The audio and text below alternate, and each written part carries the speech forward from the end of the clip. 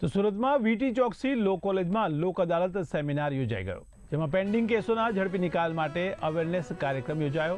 તો સેશન જજ અને એડિશનલ જજ પણ ઉપસ્થિત રહ્યા હતા. તો વકીલાતના વિદ્યાર્થીઓએ પણ તેમાં હાજરી આપી છે. તો QR કોડ પેમેન્ટથી ચેક રિટર્ન કેસોમાં સમાધાનની રીત વિશે પણ વાત કરવામાં આવી હતી.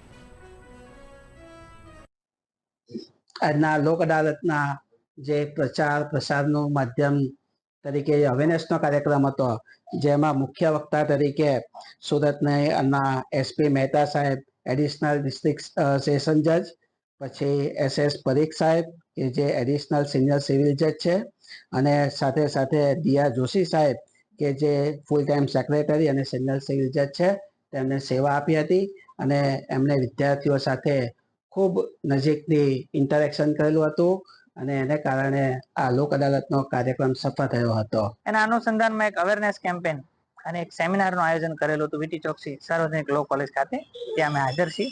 એ ખૂબ સરસ સેમિનાર કાનૂની જાગૃતિ અને લોક અદાલત માટેનો થયો છે. વિશેષ રૂપે એવું છે કે તાજેતરમાં એક નામદાર સુપ્રીમ કોર્ટનું જજમેન્ટ છે, જે અન્વયે જે આધુનિકીકરણ છે એની સાથે કોર્ટે કદમ મિલાવ્યો હોય તો એવું કહી શકાય કે આ જજમેન્ટના અનુસંધાનમાં એવું થયું છે. જેવી રીતે કોઈ આરોપીનો ચેક રિટર્ન થયો હોય અને એને સમન્સ છે નામદાર કોર્ટ તરફથી અને એને હાજર થવાનું ફરમાન થયું હોય, તો એના અંદર એ વ્યક્તિને એમ થાય કે મારે હાજર થવું નથી અને આ કેસનો મારે સમાધાન રહે નિકાલ કરી દેવો છે, ખરેખર શરત ચૂકથી કે કોઈ પણ રીતે ચેક રિટર્ન થઈ ગયો છે, તો એ